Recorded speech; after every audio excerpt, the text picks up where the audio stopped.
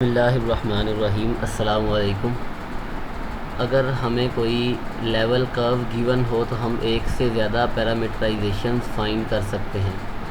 So it is important to understand the relation between them. So next जो हमारा topic है वो है री पैरामीटराइजेशन को हम इस तरह से भी समझ सकते हैं कि अगर हमारे पास एक पैरामीटराइजेशन गिवन है तो उसकी मदद से हम एक और उसी कर्व की पैरामीटराइजेशन फाइंड कर सकते हैं, जो कि हमने अभी ऊपर कहा कि एक कर्व के पास एक से ज़्यादा पैरामीटराइजेशंस हैं तो उनके दरमियान जो रिलेशन है उसे हमने चेक करना है कि वो क्या रिलेशन है।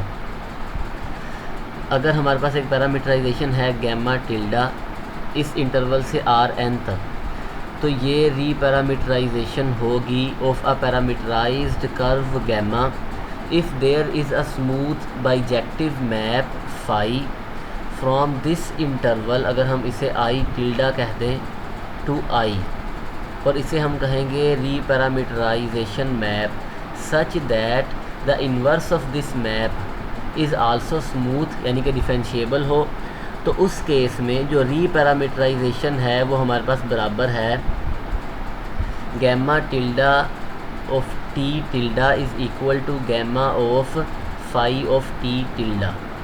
अगर हम यहाँ देखें जो फाई है वो इस इंटरवल से इस इंटरवल तक एक मैप है। ये हमारे पास एक कंपोजिशन है गैमा और फाई की, तो गैमा और फाई की मदद से हमने एक और पैरामीटराइजेशन फाइंड कर ली है हमारी कर्व की।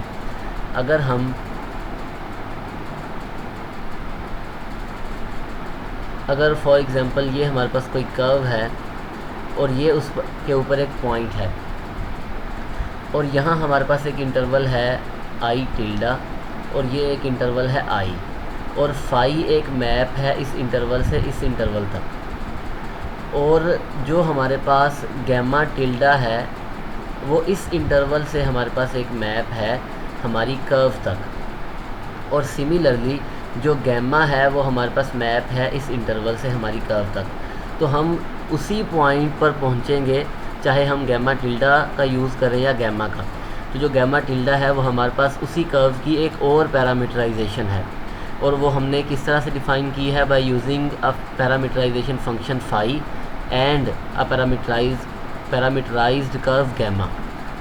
Note that since phi has a smooth inverse, so gamma is a representation of gamma tilde। यानी हम ये कह सकते हैं कि गैमा जो है वो गैमा टिल्डा की रिप्रेजेंटेशन है और गैमा टिल्डा जो है वो गैमा की रिप्रेजेंटेशन है। गैमा जो है वो गैमा टिल्डा की रिप्रेजेंटेशन है और कन्वर्सली गैमा टिल्डा जो है वो गैमा की हमारे पास रिप्रेजेंटेशन है। अब क्योंकि फाई ऑफ टी टिल्डा जो है वो फाई के बराबर है और हम यहाँ से उसका इन्वर्स फाइंड कर सकते हैं। अगर इसी इन्वर्स को मैं यहाँ पर पुट कर दूँ तो यहाँ से ये बराबर आ जाएगा गैमा ऑफ टी के। तो हमने फाई इन्वर्स को एज आ री पैरामीटराइजेशन मैप यूज़ किया है। अब जो हमारे पास दो कर्व्स हैं उनकी री पैरामीटराइजेशन जो है, आप ये कहें two curves that are reparameterization of each other have the same image, so they should have the same geometric properties.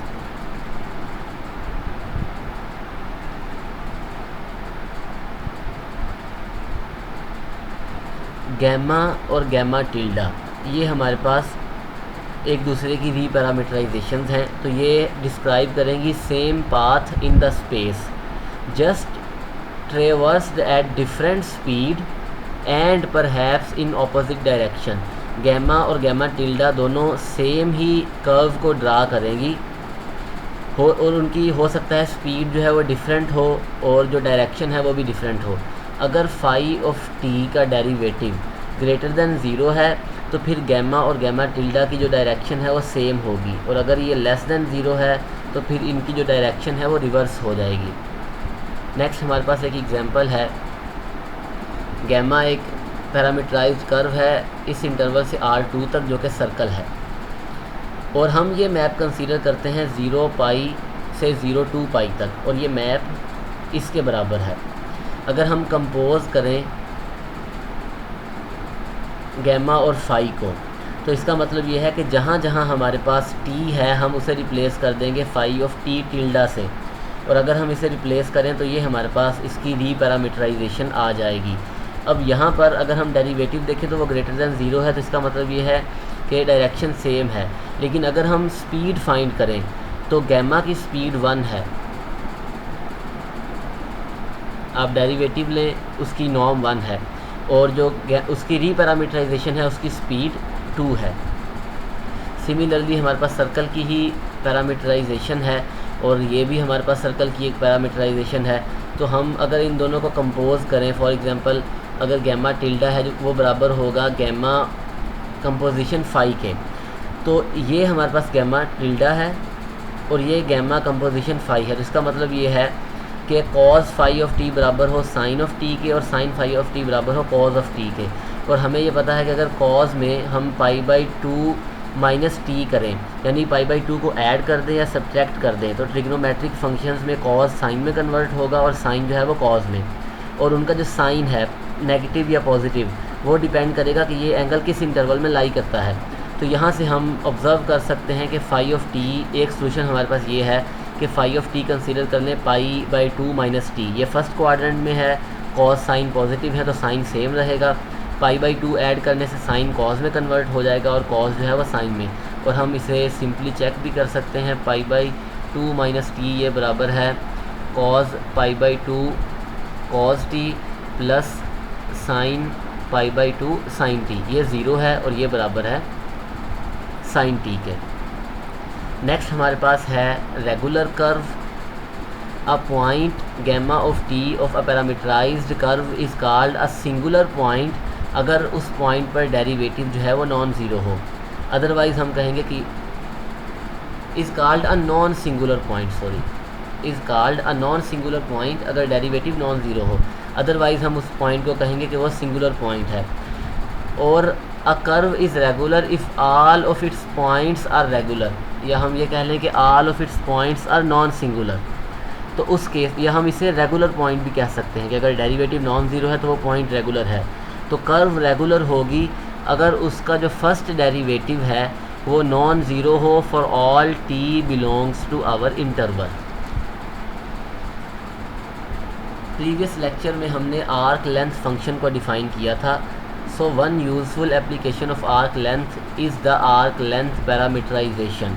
A vector function gamma of t gives the position of a point in terms of parameter, यानी हमारे पास यहाँ जो parameter है वो t है। For example अगर हम किसी से मिलने जाएं और वो हमें कॉल करके पूछे कि आप कहाँ पर हैं, तो हम ये कहते हैं कि हम 10 मिनट के फासले पर हैं, यानी हम टाइम की मदद से हम बताएंगे कि हम कितनी दूर हैं। And suppose s is the distance along the curve from some starting point, और हम ये भी कह सकते हैं कि हम 1 किलोमीटर दूर हैं, यानी हम डिस्टेंस की मदद से भी बता सकते हैं।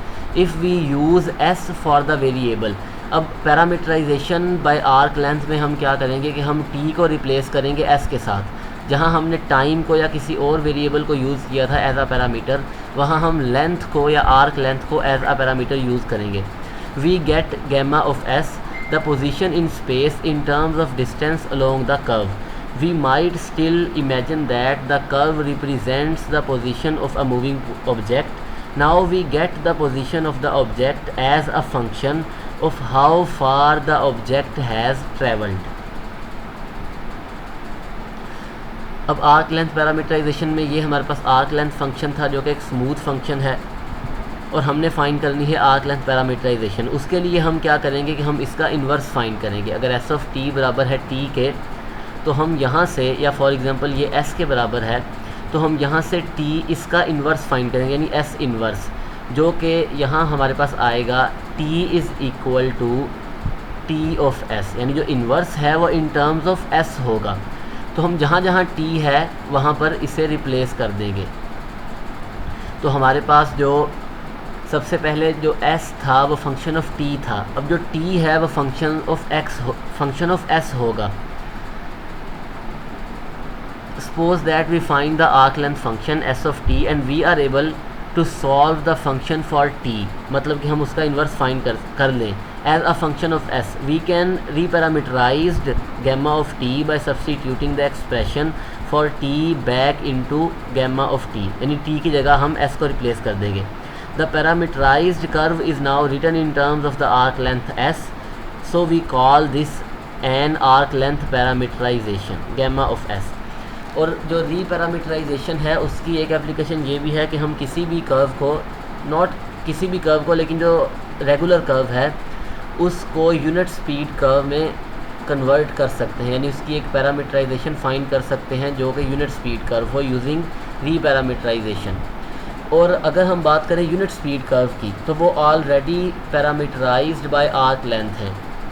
यहाँ पर हमारे पास जो अगर यूनिट स्पीड कर्व है तो उसकी जो नॉर्म है डेरिवेटिव की वो 1 है और आर्क लेंथ जो है वो t माइनस a है।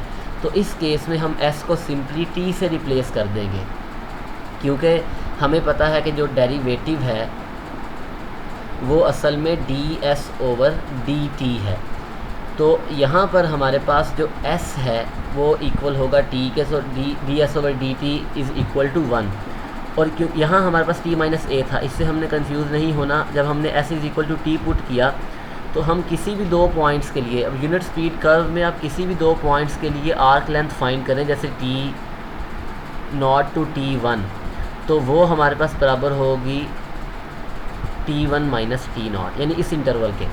तो अगर हमारे पास s is equal to t है तो इस केस में हम किसी भी 2 पॉइंट्स के दरमियान लिमिट आर्क लेंथ फाइंड करें तो हम यहाँ पर सिंपली लिमिट्स पुट कर देंगे जो कि हमारे पास t1 माइनस t0 है।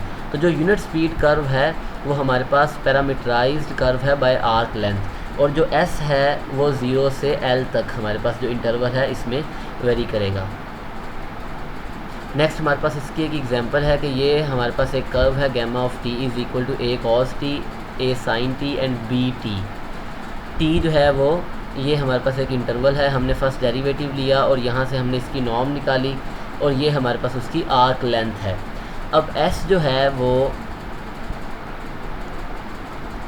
0 टू पाई से 0l तक एक इंटरवल था, यानी आप 0 से t तक लेंथ फाइंड करेंगे तो इस इंटरवल में हमारे पास जो है वो आंसर आएगा, यानी s जो है वो t का एक फंक्शन है, t इस इंटरवल से बिलोंग करता है। तो यहाँ से हमारे पास जो s ऑफ t है,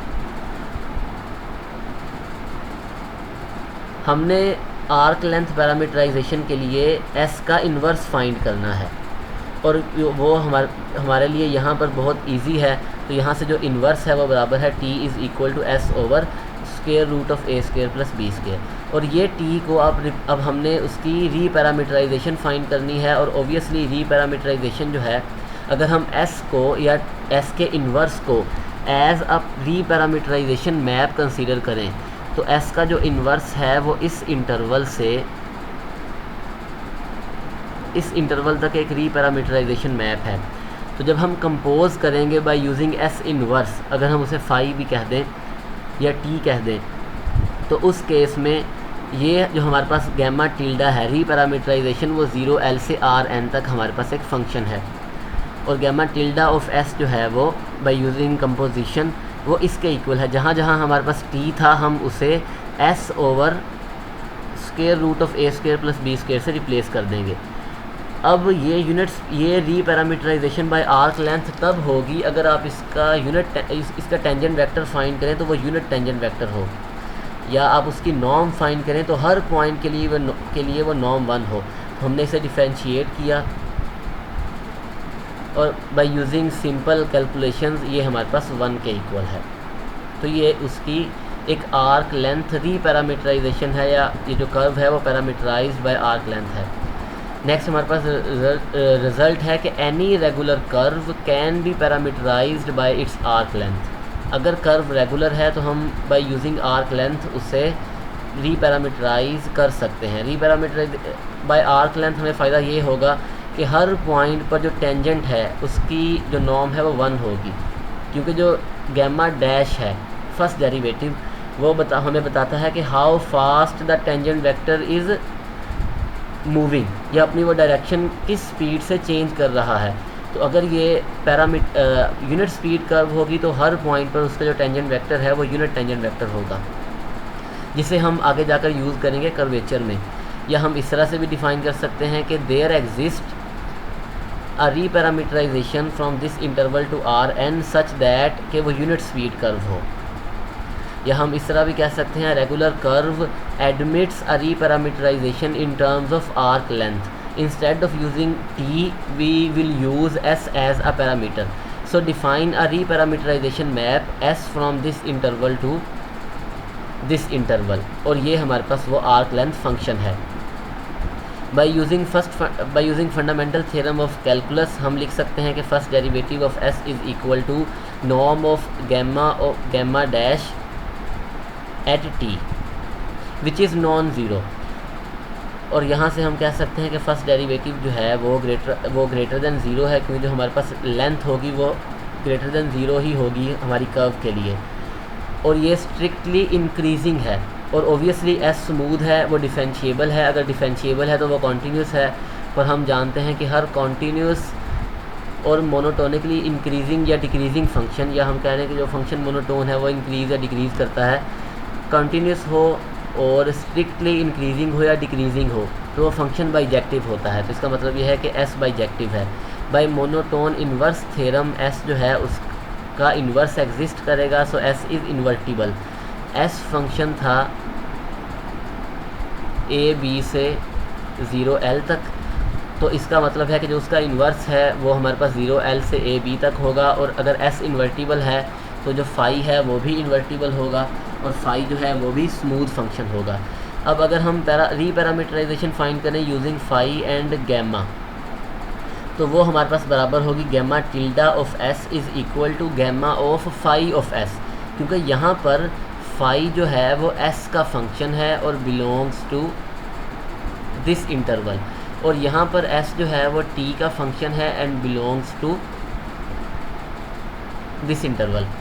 तो जहाँ जहाँ हमारे पास t होगा हम उसे रिप्लेस कर देंगे फाई ऑफ s के साथ। नेक्स्ट हमने प्रूव ये करना है कि ये यूनिट स्पीड कर्व है, उसके लिए हमें इसका डेरिवेटिव फाइंड करना पड़ेगा।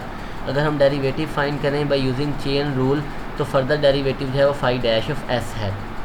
अगर फाई और s एक दूसरे का इन्वर्स हैं, तो इसका मतलब ये है कि अगर हम इन दोनों को कंपोज करें तो आंसर t आएगा। बाय यूजिंग कंपोजिशन अगर हम इसे डिफ्रेंशिएट करें,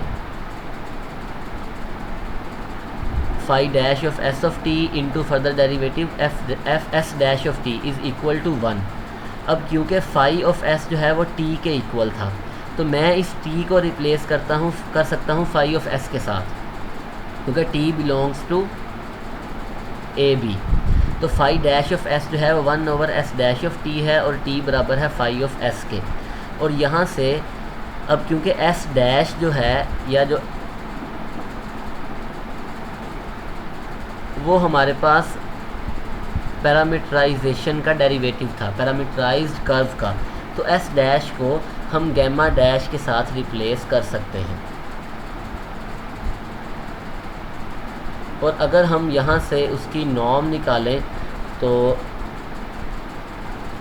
फाई डैश ऑफ एस की जो नॉर्म है वो बराबर है 1 over norm of gamma dash of phi of s.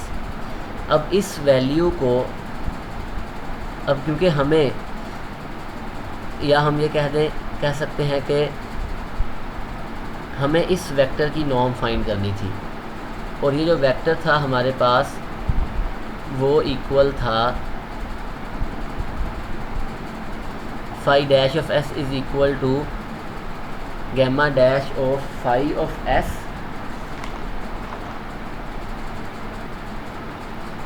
Into phi dash of s. और फाई डैश ऑफ एस जो है उसकी वैल्यू हमारे पास इसके इक्वल थी, और उसकी जो नॉर्म है वो हमारे पास इसके इक्वल है।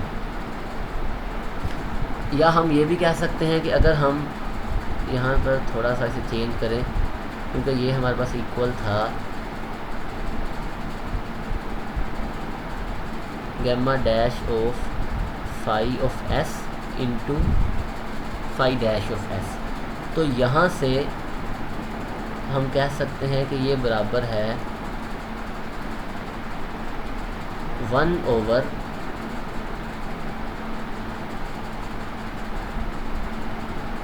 Gamma dash of phi of s, जो कि इक्वल है 1 के। तो यहाँ पर जो हमारे पास टेंजेंट वेक्टर है वो यूनिट टेंजेंट वेक्टर है, उसकी जो नॉर्म है वो 1 है। सो हम ये कह सकते हैं कि गैमा टिल्डा जो है वो एक यूनिट स्पीड कर्व है, या ये हमारे पास पैरामीटराइज्ड कर्व है बाय इट्स आर्क लेंथ, या हम ये भी कह सकते हैं कि gamma tilde moves with the speed of 1।